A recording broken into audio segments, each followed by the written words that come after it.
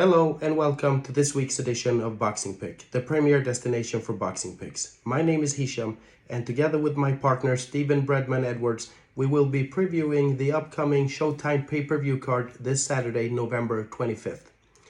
We have David Benavidez versus Demetrius Andrade in the main event. We have Jermall Charlo facing off against José Benavidez Jr. We have Subriel Matias versus Shohjahon Ergashev, and we have Sergey Lipinets versus Michel Rivera.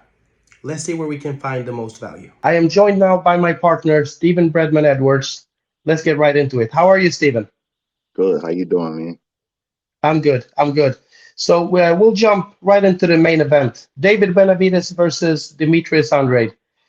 David Benavidez is a minus 400 favorite. Demetrius Andrade plus 300. What do you think about the line, and what do you think about this fight? I think the line is a little high because there's a lot of unknown with Demetrius, and just because things are unknown, that doesn't mean that they can't come true. And with Demetrius, you have a fighter who's a winner. He hasn't lost a fight in like maybe 15 years. Has a very, very difficult style. Unfortunately, he's 35, and we don't know a lot about him at the top level. But people said the same thing about Terrence Crawford. So I probably would have made the lines a little bit closer.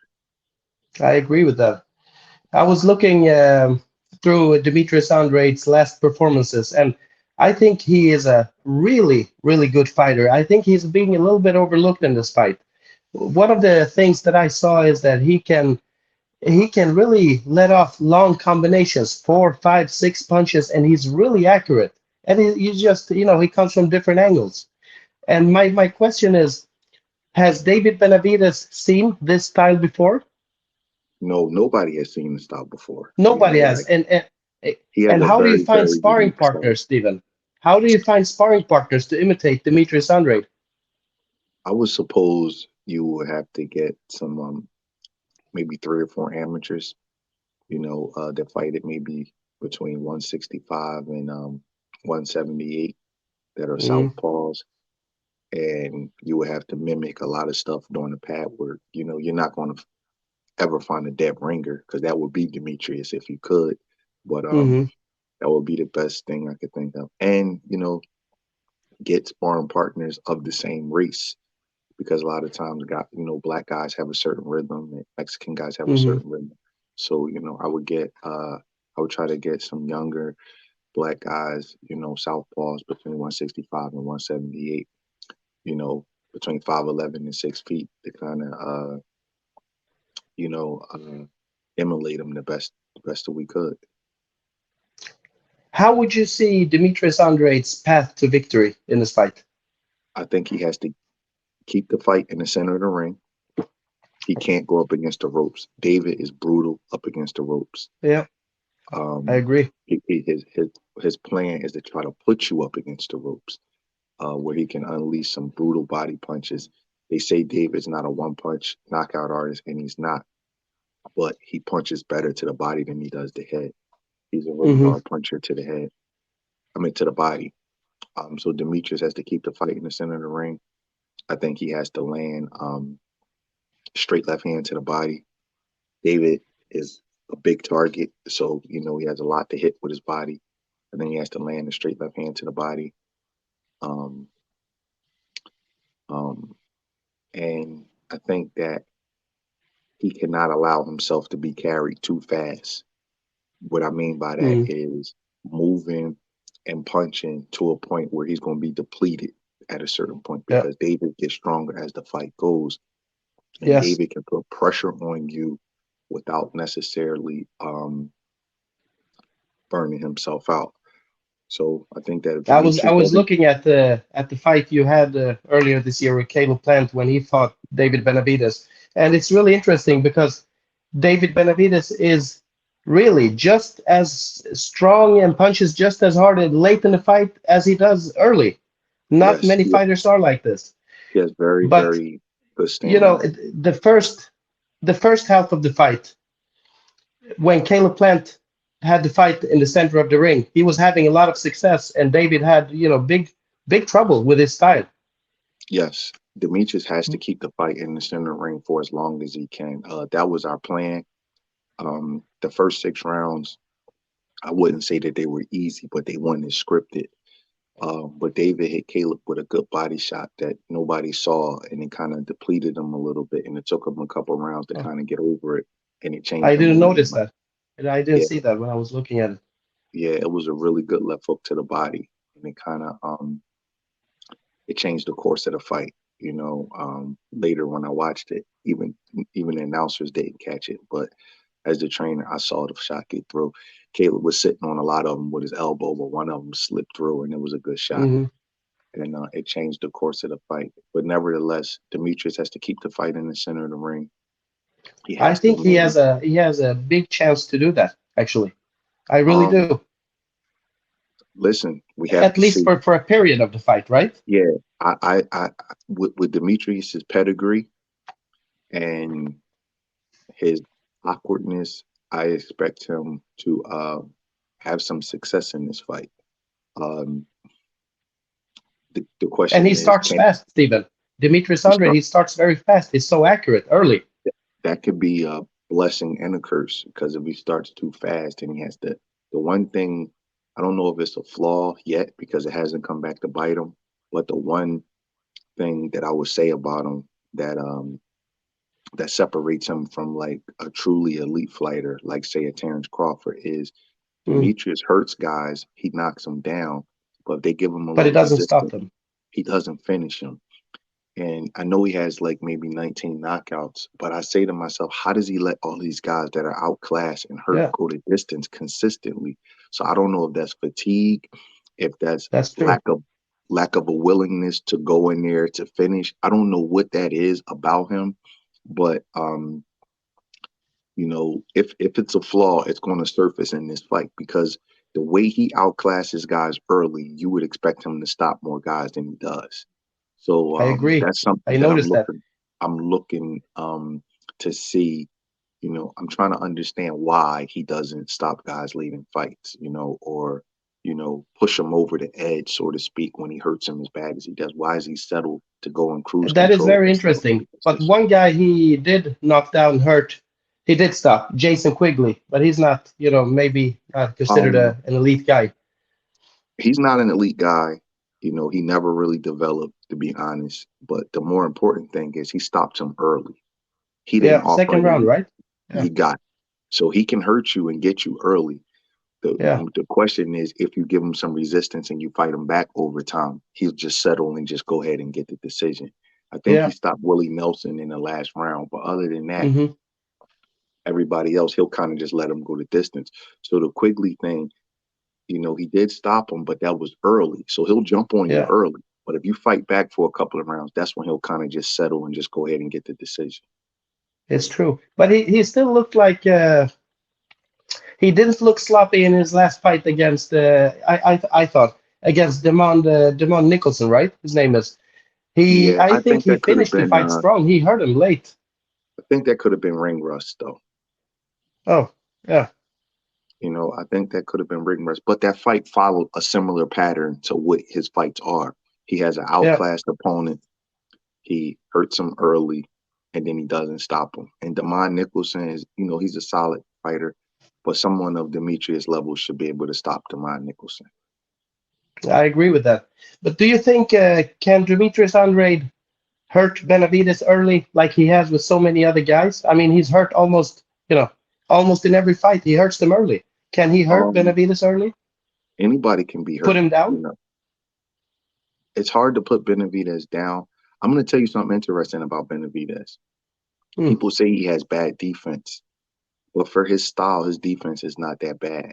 If you look at him really close, he never gets hit out of position. What I mean by that, he takes punches. He's not like Hmm. hard to hit, but when he gets hit, his hands are always up and he's always like bracing for the punch. So he Hmm. doesn't get hit out of position. He doesn't get hit with shots he doesn't see. So That's true. I compare defense to styles. So let's say a guy like Antonio Margarito, he was sort of easy to hit. In this era, let's say Sebastian Fundora, he's easy to Hmm. hit. These guys don't have superior reflexes. Where David No. Benavidez, He's twitchy. His hands are up. He sees the punches. So he doesn't get caught out of position. For his style, I don't consider him to be like super easy to hit. He's not a defensive specialist, but he sees everything that's coming. So Yeah. if you're asking me, can Demetrius hurt him and knock him down? Sure, anybody can be hurt. But do I think it's going to happen? I don't think he's going to be knocked down because if you look at him really, really close, he does not get hit out of position. You got to That's a very, pretty very much, good point, Stephen, because yeah, now that I'm thinking about it, what you said, it's really not often at all that you see David Benavidez like eating a very big shot that he didn't see at all.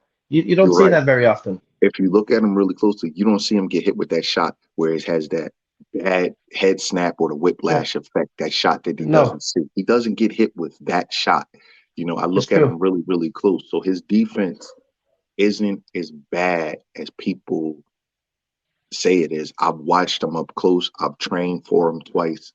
He's very twitchy and he sees punches. The thing is that he catches a lot of punches, so some of them Yeah, get through sometime, but they aren't huge, huge shots. I agree. Yeah, that's true. So, what do you think about the line here? If we would look at the method of victory, Benavidez by decision or Benavidez by knockout is almost the same price, plus 130 for the decision, plus 140 for the knockout. What do you think? Um, in this fight, I'm going to what's the over and under? The over under is just a second.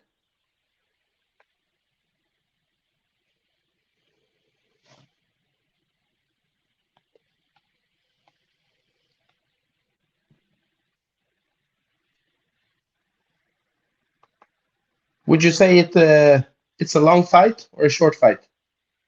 I think it's going to go some distance. I think the fight Yeah, I should think so lead. too. I think it'll go into the last quarter of the fight at least. Yeah, yeah, that's very interesting. But you don't give much of a chance for Andre to actually pull it off. And I you have to do, think about one other thing. Even if he actually performs really, really well, there's still a question, will they give him the rounds? He's an older fighter. He probably won't win the round so decisively, some of them. And, the close rounds probably go to Benavidez. um, that's a good point. Benavidez has a way about him where it feels like he's snowballing, and then there's a lot of Yeah. energy and momentum that he builds. I didn't have a problem with him getting a decision over Caleb, but one judge had it 117, 111, which is 9 rounds to 3. Benavidez didn't win 9 rounds.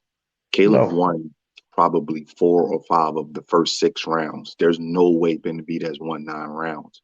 So when I saw that, you know, um, they definitely are, they favor Yeah. his style and the momentum that he brings. Yes. So my pick in this fight, I don't believe Demetrius Andrade can stop him. Will stop him. Anybody can be stopped, but I don't believe he will Yeah. stop him. And I do think that for as talented as Demetrius is, he loses form in the second half of the fight where his body gets a little bit flowy and he loses form and it kind of looks a little sloppy. He never falls apart, but it does look a little sloppy. Mm. So I think that coupled with David's aggression and Southpaws delivers on the right side, and Demetrius has a Yeah. habit of leaning over a lot. I think David is going to Yeah. land some nice body shots. So I think that David will pull out the fight. The safe bet will be just David to win. Um, I I expect a little bit of controversy because I think Demetrius will win some of the earlier rounds, and those rounds count too. But I like David to win the fight by Hedged with the over? yeah, I could say that. Yep, I like David to All win the right. fight over any over. All right. Yes. What exactly is the over? Is it 10.5 or I can't get it up actually here on the page because my internet's not working while we're recording.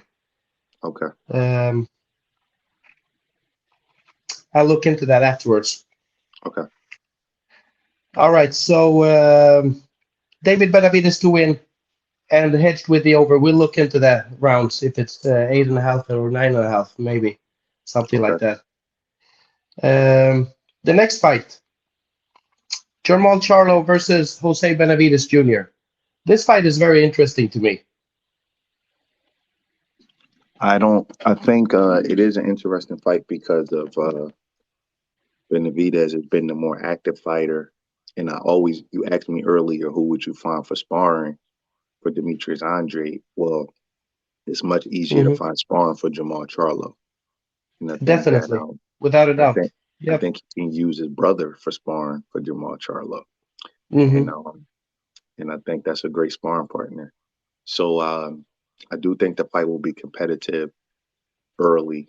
You know, Jermall will be trying to work his timing back, but I think that Jermall is too big, too strong, and his left jab is too powerful.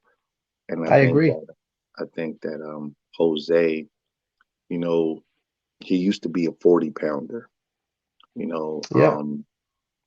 he got shot. He did okay at 47. He gave Terrence Crawford a tough fight at 147 pounds. I seen him have a draw a couple of years ago against a nondescript fighter at Hmm. 154. Then I seen Yeah. him struggle with Danny Garcia and lose at 154. You Yeah. know, he looked pretty good in his last fight, but Against Danny um, Garcia, he was outclassed. I thought I was looking at that fight too the other day. Danny yes, Garcia was just hitting him with everything. yes. But So the fact is, now he didn't really hurt him at any point, right? you got it. So now this fight is at 163-pound catch weight. Yeah. Yeah. I just can't imagine a guy who was a good 40 pounder, not a great one, a good 40 pounder, beating Yeah. an elite middleweight at 163 pounds, and that middleweight is that big and strong. I agree with that. Like like just think about this. Like Oscar De La Hoya, who's a much better fighter than Jose Benavidez, struggled at Of course. 160. You know what I'm saying? Yeah. Felix Yeah. Trinidad had some success at 160, but he didn't start at 140. Well, You have to be a truly, truly exceptional fighter to be a 40 pounder, the start of your career, the first 20 fights of your career, whatever, and then being an elite middleweight at 163 pounds. And I just don't see it. You know, I think that that's I agree. too, much of a hill to climb. That's just like you have to be like a guy on the Terrence Crawford type of level, Ray Leonard, Tommy Hearns kind of level of fighter to be able to pull that off. And I And just he's think not it's an that. uphill battle. Yes. So you got to But here's the when interesting thing, Stephen. This is very interesting because I think the method of victory line is very mispriced. I strongly feel that Jermall Charlo is going to knock him out, really knock him out. That I've been feeling this from the first day. But the line says that they believe that it's a bigger chance that Charlo wins the decision than he does by knockout. So let me ask Charlo you by this: decision, is yes. it a 10 Charlo, round I'm just fight? going to say Charlo by the yes, 10 rounds. Charlo by decision is minus 125. Charlo by knockout plus 162. I would think the knockout is should be even money, not plus 162. I think that's tremendous value. What do you think? Well, I think that the reason why it's given more value with the knockout is that Jamal's ring rust and being out of the ring for 2.5 years. And I'm Yeah, sure that he probably struggled at the beginning of camp. And then, you always have people talking like, well, this guy did this. And I'm not saying I heard yeah, anything because I didn't, but I think that, guys struggle a little bit and the word gets out. And then Benavidez has been an active fighter. This is a big camp for him. So, and to be honest, if you really look at Jamal's knockout record, he hasn't been stopping a lot of people lately. He's been going the distance quite often in his last few fights. I think he's been it's the true. distance maybe 3 times in a row. So Yeah. I wouldn't be surprised if Benavidez made it the distance. Honestly, I wouldn't, but I don't expect him to win because Jamal's jab is really hard and controlled, and I think that that's tough Yeah. on a smaller guy. I can't see him winning at all. I really can't. But I think they're making a big deal of Jose Benavidez going the distance with Danny Garcia, who is a perceived big puncher. But Danny Garcia was a big puncher at welterweight and super Yeah, lightweight, right? that's totally different. And Danny Garcia So was it's retreating in just the fight. Jermall Charlo is just so big compared to Danny Garcia, even if Danny Garcia is a big puncher. I don't think Yeah. Jose Benavidez, I don't think he has any advantage. Charlo is bigger, stronger, hits harder, better technically, better on the inside. I, I can't see it any other way than I think he's going to get knocked out. And especially with everything that they've been saying to each other. let's go with the knockout. I say Jermall Charlo for the win is the safer bet, because he hasn't been scoring knockouts lately, and you got to see how he's going to react to being off for 2.5 years. But if you're But do you strong think with the there is knockout, value in it if we pick the knockout, the plus 162? there sure is. I think we could see a case where they force Benavidez corner to stop the fight. Yeah, I that think can I, happen. That can Yeah, I happen. think I think it could be a thing, man, where it's kind of like a beat down and he's controlling them with his jab, and Yeah. they try to just get him to stop the fight. And then another thing I was thinking about, Stephen, is that Benavidez seems very fearless. He doesn't fear Charlo. He's not afraid of him. He will come straight to him, and I think that will make it even worse. That will make it worse. I think he's going to take some punishment. Yeah. Jamal has a jab, like a heavy bag jab. It's like a George Foreman kind of jab. It's really controlling, and it starts to Hmm. wear you out, snapping your head back and forth like that. It starts to mess up your spine and your back. So I could Yeah. see him, I could see sort of like a beat down sign of stoppage late, possibly. But um, again, I'm more comfortable with the Charlo win because I never like to assume anything after 2.5 years and whatever issues he was having. As much as people want to overlook that, you just can't snap your finger and just erase everything he was doing for the last 2.5 years. And Benavidez has been active, so I think that there's going to have to be an adaptation period in the first 3 or 4 rounds of this fight for Jamal Yeah. to kind of get himself together. All right. So, do you think should we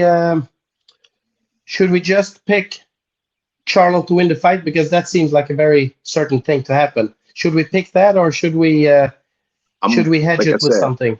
I'm more comfortable with Jamal just to win the fight because I haven't seen him fight in a long time. In the last fight I saw him in, he struggled versus Montiel. So Yeah, I'm he personally did. more comfortable with just picking him to All win the right. fight because Montiel's not a world beater. No, that's true. That's true. But he's considerably bigger than Benavidez, right? Isn't he? I think Montiel was actually a smaller guy too, but you would have to look that up on BoxRec. I think he started out at 147. Oh, okay. Okay. Let's just pick Charlo to win the fight. Okay. Excellent. Next fight is also very interesting, Stephen. Subriel Matias versus Shohjahon Ergashev. This is another fight where I just felt right off the bat that the line is off. The line is off. They're giving too much credit to Subriel Matias, and I know that he's a very, very good fighter. But Shohjahon Ergashev is not being given, any credit for what he has done. What do you think about this fight? I'm more familiar with Matias. He's kind of like a brutal kind of walk you down type of fighter, Yeah, but he is very upright and he can be hit. And the guy he's he can fighting be has a hit and he can be dropped, yes, and the and he guy can he's be fight outboxed, really. yeah, the guy he's fighting has a really really good straight left hand, and Yeah, I really love his trainer, Sugar Hill. I Sugar went Hill. up against him a Yeah, couple of times. I think he's an excellent trainer. I agree. Um, uh, this fight is tempting me, but I did see. I can't pronounce his name. I did see him struggle, and I don't think he likes aggression. I don't think he likes you close to him. And that's what's scaring me from picking him because I don't think he likes to be smothered. Even though he's a power puncher, he's one of the European power punchers who needs room. And Hmm. Matias kind of gets on top of you. And I don't know if he can handle the pressure coming down the stretch of a guy that's on top of him. That's Um, always the question with Subriel Matias. He's been outboxed before, and then he catches onto them round 5, 6, 7, and then they don't have yeah, anything left, and he just runs them over. But here's the yeah, thing. Here's the thing with Shohjahon. Um, he's unbeaten, 23-0, 20 knockouts, right? He has a great trainer. He had 250 amateur fights. He was a very good amateur, and he has real confidence. You can tell that he's really confident. He thinks he can win this fight. So I would say that there is value with him going off at a plus 300 when you know that he's been in camp with Sugar Hill. They have, probably prepared a very good plan to outbox or beat him up. I think he has a chance to do that. I do too. I do too. I With the definitely do. plus 300, they're saying that he wins 1 out of 4 times. I think it's higher than that. Listen, I do too. I like Matias, but fighters that fight in that style, they fall off the cliff, and Yeah. And I do like Matias. If it was even money, I would be more comfortable with picking Matias. But because of the Of course. odds are so weird, Yeah. I do see a path for what's his name? Egrocious? Shohjahon Ergashev. Ergashev. I see Yeah. a path for him to win the fight. There is value in that plus 300. It definitely is. Yeah, let's go with that. All right, let's take the upset. Yes. I think he can pull it off. This will be very, very interesting. The last fight, Steven, is Sergey Lipinets versus Michel Rivera. I wasn't expecting this fight. Me neither. It came out of nowhere. Sergey Lipinets came back. Can't remember if it was end of last year or beginning of this year. He fought Omar Figueroa. He stopped him. He looked good again. I like Lipinets in this fight. You do? Yeah. All I right. like Lipinets in this The fight. odds are almost. It's considered a 50-50 fight. I think when the line opened, Michel Rivera was just a slight favorite, but now it has shifted. Lipinets is just a very, very slight favorite, but it's almost a pick'em.